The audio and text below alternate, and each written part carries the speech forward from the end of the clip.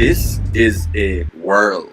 It shapes and distorts what we see. Whatever you see, you need to decide your relationship with it. You can actually use those experiences to attract what you want in your life, or you can just appreciate them without feeling any type of attachment to them whatsoever. My bag is on the way. My bag is already in shipping and handling. I got the tracking number, so I ain't even tripping. Hey. You already know what it is. It's your boy Black Lotus in the building, checking in, back at it again with another episode of Two Sugars, No Sleep, here to help you kickstart your brand, your career, and your life. And today I am so pumped right now. I'm so pumped right now because this is the first podcast with my A1 Day 1, my brother, my Chargy, you get me, Abraham Nita. So I am so excited to have Abraham on the podcast today, and he's going to be talking about something that's very near and dear to his heart called experience stretching. But I want to give Abraham a chance to go ahead and introduce himself to all the Power Rangers in the tribe. Hey, what's up? My name is Abraham Robertson, hailing from Kingston, Jamaica. So straight out of Jamaica. That's why Malik kept saying he's Chargy. He's trying to use his Jamaican accent. By the way, if you've seen Malik use a Caribbean accent, it's courtesy of me, okay? I've taught him over the years. So, right, so I come from Kingston, Jamaica. Now I live in the United States, in North Carolina at the moment, with myself and my wife and our beautiful dog. And, I'm an investor, an entrepreneur, and me and Malik work on a few projects together as well. And we're just here today to just, give out some gems and have a regular conversation. These conversations, that we have on a regular day, just on a regular phone call, and we just decided it would be very valuable to just record them and pass the knowledge on to our peers. This podcast is really a platform for us to share our musings, our thoughts, our perspectives, as we navigate our journey as entrepreneurs, as creatives, and as people who want to create a better future for themselves. And I feel like as millennials, there's a lot of us who are on this journey together. And so often we're looking up to learn from other people, right? We're trying to reach up to the people who are like light years ahead of us and taking advice from them, which can be helpful. But I think that there's a lot of advice that you can get from just learning from your peers, because we're actively in the trenches trying to create something together. With that in mind, I just wanted to transition and talk about experience stretching, which is the topic of the day. So, Abraham, can you tell us a little bit more about why you actually even wanted to talk about experience stretching and share that message with people? So, from receiving so many messages, I realized one topic that comes up a lot is people have a lot of issues with judgment, right? They have a lot of issues with being happy with what they want to do, right? So just last week, I got a message from a young man who said, how as a young man do you ignore the lifestyle that other millennials live and go for what you want, right? And I think it comes to self-awareness mostly, but also I believe that there's a force that's out there that's actually impacting why we feel this way. And I think it's experience stretching, right? And for me, experience stretching really is a theory that says once you experience something, you can't seem to set aside that experience like it never happened, right? So, for example, if you see someone driving a Lamborghini and you sit in that Lamborghini, right? But you own a Tida, your Tida will no longer be as enjoyable because you have experienced a Lamborghini, right? So you can't instantly change your lens of the view of the world once you have had that experience, right? It distorts your entire view of the world. Right. this deals with something that everyone is going through Mm-hmm. on a magnified scale. Mm-hmm. Because what you're saying is that experience stretching means that when you get more data, it impacts how you see the world, right? Like the more input that you get on like what life is and like what's actually possible, it actually changes your perspective on your life. And this is why, you know, travel is very important to widen your horizons, and also education is very important because it starts to get your brain to actually to move in a different way, and like your brain chemistry actually changes as well when you get Mm-hmm. new information. So there's a biological change that happens. But now with this world of social media, like we're seeing so much. Like we're constantly seeing people who are our age who are like, you know, balling out or living this lifestyle that you think that you want, and we're constantly like living with the pressure of, you know, trying to create this Instagram version of our lives, right? Like social pressure, peer pressure has long since been real, but I feel like now with social media, it's like on a whole nother level, to a point where like I think that this is actually one of the most important things that our generation has to actually understand. And struggle with, because Yeah. as I said, you just, once you have the experience, Mm-hmm. you simply can't set it aside and see the world how you saw it before the experience, right? Mm-hmm. So before we had social media, of course you had keeping up with the Joneses, but the Joneses was the guy next door. So if the Yeah. guy next door if you had a Tida and the guy next door had a BMW, you get what I'm saying? Now you look at that BMW and and if you experience it, right? Mm-hmm. You have to sit in it. You have to feel how it smells. You have to see how it smells. You have to feel the leather. You have to drive in it, right? Mm-hmm. So you could see it, but you still never experienced it that much, Mm-hmm. right? You have to really sit in it. Mm-hmm. But once you sit in that BMW and you drive in it and you feel it, you can't see the world the same again. Unless you have a very powerful mind. You can't just sit in it either and be like, yo, this is the best car in the world. Mm-hmm. Because you sat in the BMW, right? And that was back then. But now you have social media where you have videos inside the car. You can literally look at the leather. You can hear the engine roar. I mean, it's almost 3D. You know what I mean? Yeah. So it's almost three-dimensional. So now it's like, I mean, I know how a Lamborghini looks and sounds and feels. You get what I'm saying? I know how a Ferrari looks and sounds and feels. Yeah. Private jets, I know how inside a private jet look.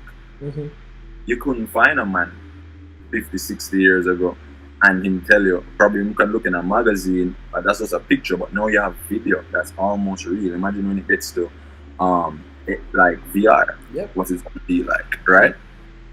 So that takes away from your happiness, because if you think about this example, years ago, I would be happy if I got a computer without internet connection.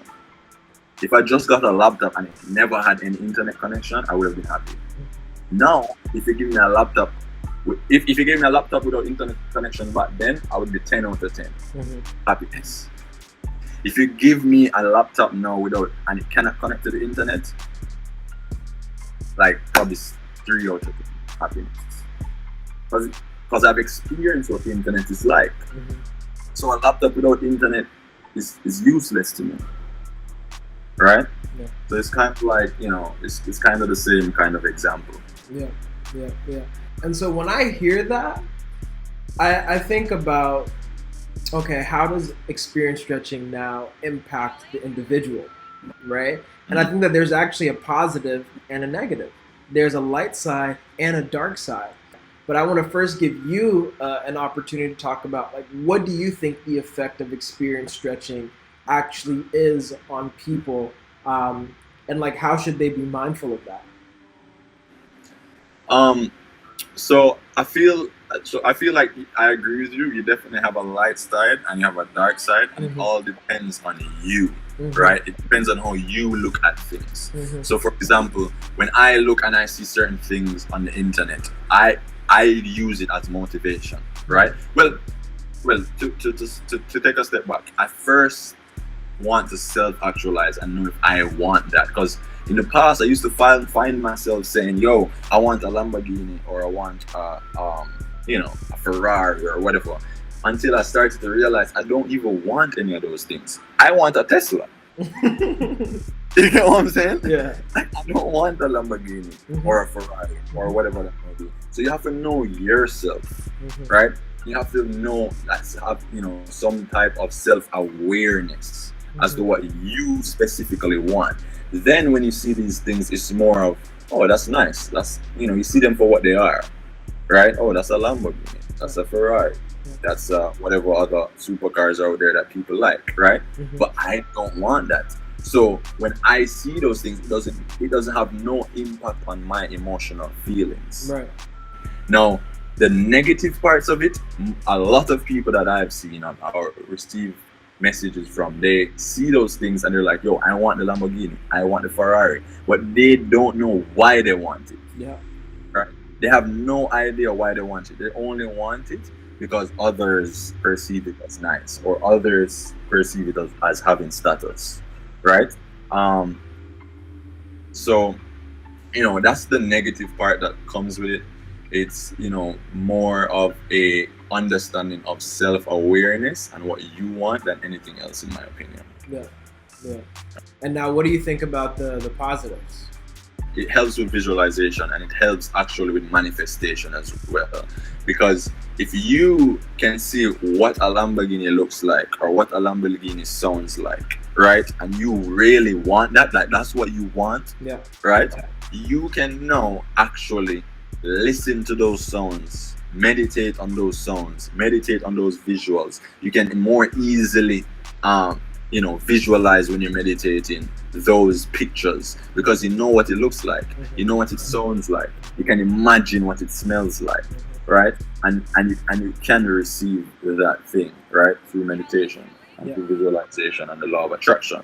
So those are the positive sides of it as well. I think for me, the negative effects happen when you're going through social media and you kind of feel this sense of lack. When you go through social media, if you're constantly like not affirmed in who you are, you'll find yourself like sizing yourself up. And I realized that in a lot of my content, I talk about this all the time. Like I have several posts dealing with like comparison paradigms, because I'm like, this is a real problem and it never goes away because social media doesn't stop. Like you have to actually like change your inner psychology. And so you have to constantly remind yourself, like when you see those stimuli, that like choose not to emotionally engage with it because you know who you are and like your worth. But then it's also like not comparing yourself or not necessarily feeling this sense of lack. Like I think that Joe Dispenza talks about this in Becoming Supernatural when he's like, oftentimes when people think about their future, they think about how they're not there. And so they associate a sense of like lack with that future state, which creates separation, which actually prevents them from actually creating the outcome they want in their lives. And so I feel like getting around that in the beginning is huge. And it's like you have to also realize that not only like do you matter, but you seeing all this stuff, like you have to put it in context. Be like, okay, cool, like yeah, like that's not normal. Like these are exceptions to the rules. Or like I always put like a cap buffer on everything on Instagram. It's a 20% buffer for cap, because Instagram is always the most perfect version of your life. So I'm like, there's probably a little bit cap, you know what I mean? Because people want to make their lives seem perfect. That's what the platform has become. Absolutely. You end up with a generation of young adults that are chasing happiness. They're chasing experiences, right? They're chasing the Lamborghini, the Ferrari, the traveling to Bali, right? Rather than just being happy. And most of us don't know what makes us happy. Yeah. We just know what people say happiness should look like, right? And the thing is, to make it worse, right? The way social media itself is set up is set up to addict us. Yep. So we're not only addicted to the content, but we're also addicted to the system, the social media itself, right? And I always use this example of B.F. Skinner, where he came up with the idea of random reinforcement. Yeah. Right? So when he was like, yo, if you give a rat a lever and every 100 times you press the lever, it gives out a piece of food, then the rat will get very excited, right? But if the number of 100, the 100 times you give it the food is random, right? It gets more excited. It becomes more interesting, right? Mm. So if you give him, if you press the lever, he gets food. He's like, oh, food. Press the lever, he gets food. Oh, food. If you do that 100 times in a row, he loves it. But if you press the lever and he doesn't get food one time, Mhm. guess what? He's more interested. He's actually more attached to it. He becomes more addictive Mhm. because he Mhm. wants to know, when am I going to get food, Mhm. right? Social media is set up like that. You make a post and every minute you look how much likes I have. Oh, this one never gave me 1,000 likes. So you wait another week or two and you take a better picture and you try and get more likes, right? And that's how we get addicted to it. We take up our phones and and from time to time within the day we try to find excitement, right? Yep. And that's the thing. So we're addicted to it. If you think about the world around us now, it's all about tempting us to do things right now. Get rich now. Buy this now. Experience this now. Right? Um, so that's the reason why I really wanted to talk about this today, because it has of course, with everything there's two sides. There's a positive and a negative. And you can use social media for positive, especially with experience stretching, because you can use all this content you're receiving now to visualize and to manifest. But most people, I believe, are using it incorrectly. They're using it as an addiction to their desires. I would even say they're using it as an addiction to false reinforcement, right? They're using it as an addiction to a fake sense of like status or importance. Mhm. Um, because on Instagram, like everything is amplified and everything is like, it's just like a buffed up version of itself, right? And so I think that what you were getting at is that, hey, when you're using social media, you need to be aware of your actual habit formation cycle. Like understanding that habits come from trigger, action, reward.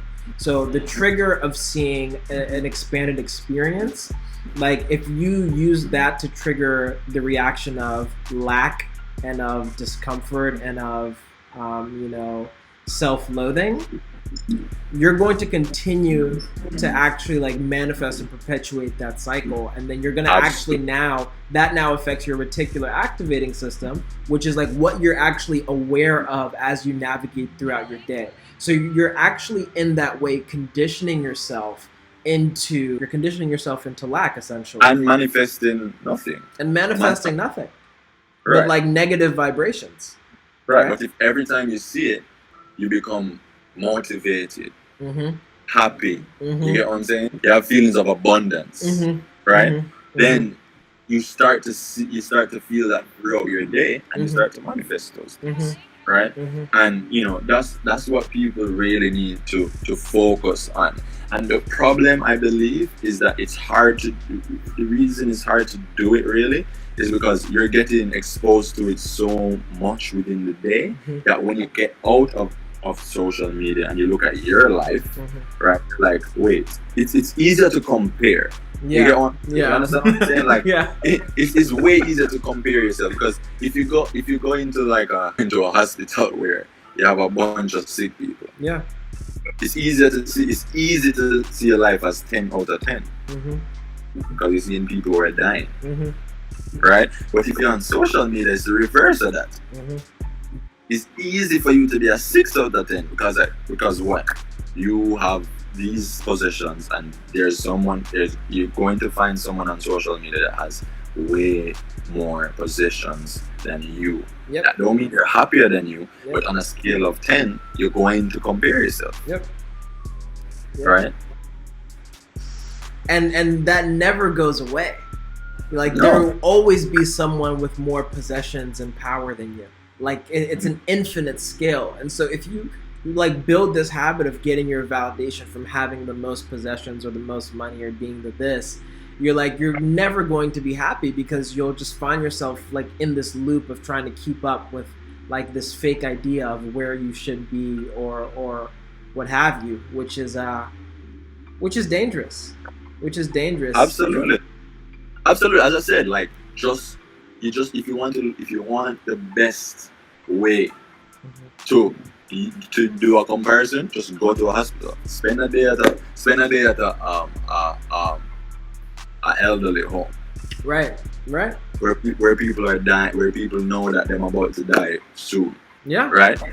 And you will feel better. It's just how your brain is set up. For real. Right? You will feel better. You're going to speak to them, you're going to talk about them regrets. You're going to talk about the things they never did. You're going to talk about how what you need to do in your life, what you need to focus on. Right? That's the things they're going to tell you. Yeah. And you're going to feel very empowered when you leave, because Yeah. you're going to realize you have time, and you're going to realize that you're not sick and you're healthy and you're young and all of these things. Now take that experience and flip it on its head and do the inverse and go on social media. You're going to feel a complete opposite. Yeah. That's so powerful. That's so powerful because it actually reminds me of two things. One thing that Naval Ravikant says, and then a couple of things from like the Islamic tradition and like philosophy. And so like, it's just important to actually do those things, like to actually go to places and be around like people who have less than you and like contribute your time, your talent, or your treasure, because that will make you humble and that'll make you grateful, right? And then it also does something for the people that you actually are contributing to, and then another thing that reminds me of is like how Naval talks about, hey, if you want to be happy, like surround yourself with people who have less than you. Right? If you want to be like motivated, like surround yourself with people who have like more than you. Right? And so he basically, I don't think we should take that like literally, but I think it's basically saying like when you are with people like that have less than you, like you realize the gifts that you're blessed with and like you want to take advantage of those. And like the reaction that you should have when you see people who have more than you is not feeling lack or deprivation or unworthiness, but it actually should be feeling motivation and ambition.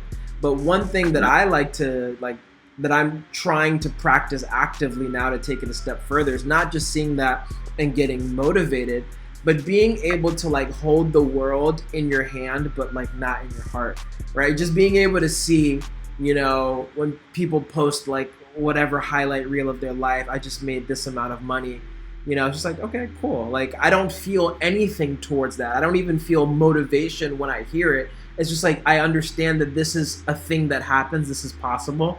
And I feel comfortable within myself and where I am in my own journey, where I'm just like, yeah, like I know people can make a lot of money doing, living their ideas and living on their purpose. It's good to know that, I'm going to do me, and I'm sure that, I'm going to take care of myself. Right? And like I want to make a certain amount of money, and so I'm like I'm be good. You know what I'm saying? I know my bag is on the way. My bag is already in shipping and handling. I got the tracking number. My bag is en route, baby. So I ain't even tripping. You feel me? So that's what I try to think about, because I remember like back in the day, and I know you can attest to this, like, friends will let you know like, oh, I just made $10,000, or I just did a $300,000, like big numbers, right? And you're just like, oh man, I'm still trying to save my money. You know what I mean? And you feel like, you feel kind of like upset with yourself. But then you realize like, it's never me versus you. It's always me versus me and you versus you. Like compare yourself to who you were yesterday. When you do that, it literally unlocks all of the stuff that we're talking about in terms of self-awareness, in terms of being able to use social media productively and positively, and being able to also protect your mental health and emotional well-being, because like we're living in a mental health crisis, bro. Like the number one cause of death for teens is suicide, bro. Like it's not a joke, bro. You feel me? And social media has a lot to do with it. Social media perpetuates it. It literally makes you more depressed. Like they have the studies already. You know what I'm saying? Like it literally will make you do it. You should know that. Yeah. Hey man, let's keep it real. Let's keep it real. It's the truth. But you got to use it productively, because like at the end of the day, it's just like money, right? It's an amplifier. Like It can amplify good or it can amplify bad, right? And so I think that that's why this conversation is so important, and we have to continue to have this conversation again and again and again, because this is a message that we have to continue to like beat home to ourselves and to young people. It's just like, be confident in who you are, know your own worth, hold the world in your hands but not in your heart. Like, know, like, be confident in your own path and not let this comparison or seeing where other people are detract you from where you're going. Absolutely. You know, and like use it as a positive force to visualize, to attract, to manifest, you know? Exactly. And the thing is, as we said, like, with experience stretching, it's just really, it's just saying, simply put, that our experiences instantly become part of the lens through which we see the world. Mm-hmm. And when we talk about the world, we're talking about the entire past, Mm-hmm. present, and future. And like any other lens, it shapes and distorts what we see. So all it's saying is, listen, you're going to have experience, especially with social media now, you're going to have experiences Mm-hmm. outside of your life way more often than normally.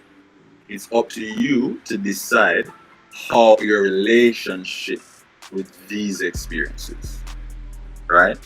So every time you take up the phone, you say, I'm going into this is a world.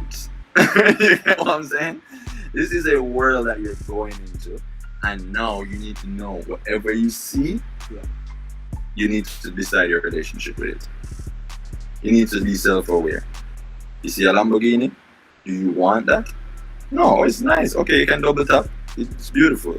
You scroll. You don't have any feelings of lack towards it because you don't want a Lamborghini. You're self-aware. You know what you want. Yeah. You see the car that you want. Wow. You can go into a rabbit hole. How does it sound? How does it look? What colors do it come? Mm-hmm. Imagine what the leather smells like. All these different things, and that way it can be used in a very positive way. Mm-hmm. Mm-hmm. But if we're looking at a bunch of money, a bunch of cars, a bunch of girls, naked girls, Mm-hmm. and all of these different things, and we're like, yo, I wish my life was like that, you just entered into a very scary realm. Man, that is so perfect, man. It's like you're going to be exposed to things that are outside of your world, and it's up to you to determine how you actually want to relate to those experiences. And you can actually like use those experiences to, attract what you want in your life, or you can just appreciate them without feeling any type of attachment to them whatsoever. What exactly? And we better start preparing, bro. And we better start preparing, because when VR becomes more prevalent and more a part of our everyday lives, it's going to be worse. It's going to be worse, bro. People are going to be living in VR worlds where it's going to be like completely like immersive, you know? They're going to forget the real world. Yeah, I mean, we're already living in it, man. Social media is basically that. You know? Exactly. It's already that. We got the usernames, we got the images and everything, man. You know? But yeah, bro, I think that you said that beautifully. And like the one thing that I did want to say though, because I always want to make sure I include something for people who are on the edge, because we're talking about how you can actually use these experiences to attract things into your life. And sometimes people don't believe that that's actually like that they can do it. Right? Sometimes like they have this story about who they are and what's possible for them that they've been telling themselves, and so they see something that they want, and maybe they've gotten over the feeling of lack, of like, not that I'm comparing myself, but it's like I want this but I don't even feel like I can get it, and so it's another type of loop that they start going through, right? But like one thing that Les Brown says that stands out to me is just like, it's possible. Like maybe you can't convince yourself that you can do that, but you can convince yourself that it's possible because you're seeing it. It happened in the world to somebody under some circumstance. It's a possibility that's out there. All right. So if it's possible for it to happen in the world, then it's possible that it can happen again, and it's possible that it can happen for you. And so I think that when we keep that in mind, we go back to the core message of you will be exposed to things that are outside of your world on a regular basis, way more than normal because of social media. this has a potential to actually have a very negative impact at the extremes that could result in depression, self-loathing, and even suicide, right? But you ultimately have to have a decision in how you choose to relate to these experiences. You can unconsciously let it take you down a negative loop, or you can decide to have no attachment to it whatsoever and just appreciate and engage with it. Or you can decide to actually use it for positive and proactive purposes, and using this to widen your perspective and attract the things that you want into your life. And I think that as people who are users of the internet and of social media, we have to constantly remind ourselves of this so that we can take care of our mental health, our emotional well-being, and make sure that we just live lives that are more full, you know? Perfect. I think you just wrapped it up. I That just sounded like wrapped it up. I just want to hear cue music. Yeah, you know that takeoff meme where it's like wrap it up then. Yeah, wrap it up then. Wrap it up then. So yeah, there we have it. So as always, shout out to all my Power Rangers. You know who you are. Special shout out to my man's Terrell Brown, big man from Canada. You get me. He's been showing mad love out here in the Bay, and he's doing great things as an engineer. So you already know what it is. Own your power, give back, and leave no stone unturned. Black Lotus, out.